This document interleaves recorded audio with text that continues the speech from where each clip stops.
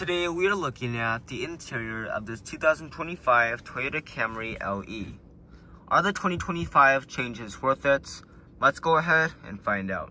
I want everybody to keep in mind that this is the LE, the base model, so I'm not going to be expecting much of this car.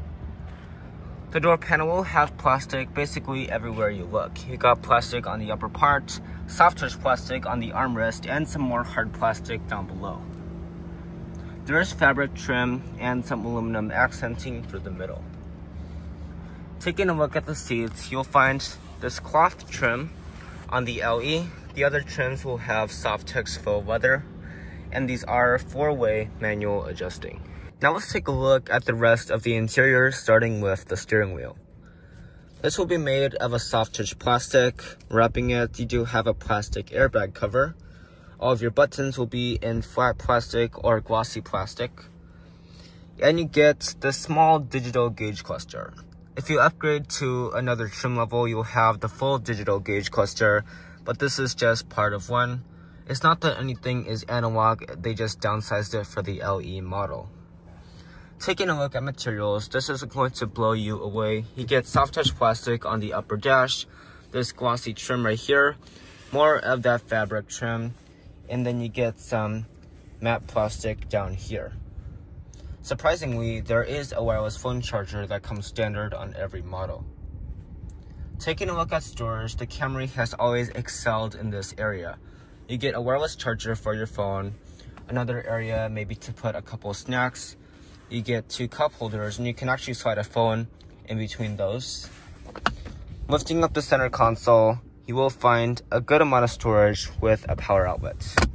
Also keep in mind there are two USB-C ports and a USB-A port for Apple CarPlay or Android Auto.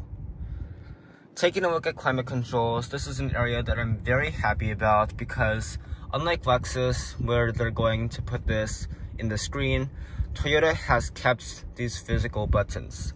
Very easy to use. You get dual zone on every model. It's extremely easy to use. You can change the mode, you can change the fan speed, all of these toggles right here. No knobs or anything, just toggles and buttons. These vents are a pretty good size, and there is actually a vent all the way over here integrated with this piano black finish. Moving on to the infotainment system, this is a huge upgrade for 2025.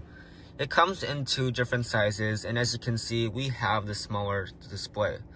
The 12.3-inch display will go all the way to the edge, and that will be available on the XLE and the XSE trim levels.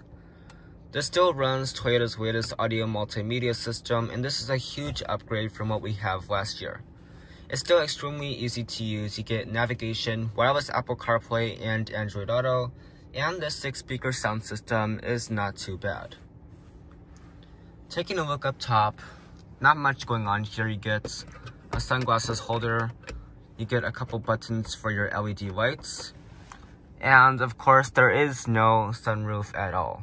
A panoramic sunroof is available on the XSE trim level. So this is where I sat in the Camry, the passenger side, and I have to say it was actually pretty nice. On the door panel, you'll find that it's basically all plastic, but I don't really care, and there's a pretty good sized door pocket down below. These seats will also be made of cloth with this really cool design at the top, and they actually smell kind of bad for this rental car. There is this cloth trim that runs underneath this piano black finish and a vent. In the glove box, there is a pretty good amount of space.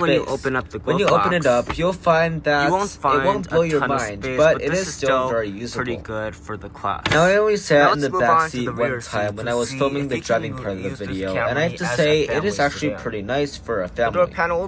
So on the door panel, you don't really get that much. It's all plastic except for this strip of aluminum. There is a bottle holder down below, and getting inside is relatively easy. These seats are super comfortable. There's nothing special about them. They're just made of cloth. They don't recline or anything, but whatever they did to it, they did a good job because it is super comfortable. As you can see, I have plenty of legroom, and there is a little bit of a seat back pocket. In the center here, you don't get any climate controls, which is expected, but you get two vents and two USB ports. I reviewed a 2024 Camry SE in February, and none of these features were available. No vents, no USB ports, so this is a pretty good upgrade. In the center here, you're going to find 2 cup holders and a nice padded armrest. Nothing special back here, but hey, they did a good job.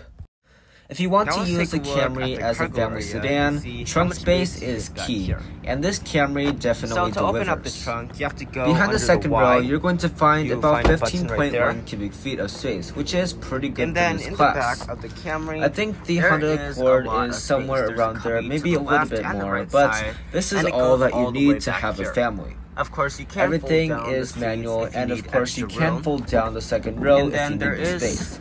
But of course, nobody is going to measure that kits because underneath this the is a floor. sedan, and usually you're not going to be Close up doing the that. trunk. There is no Now let's power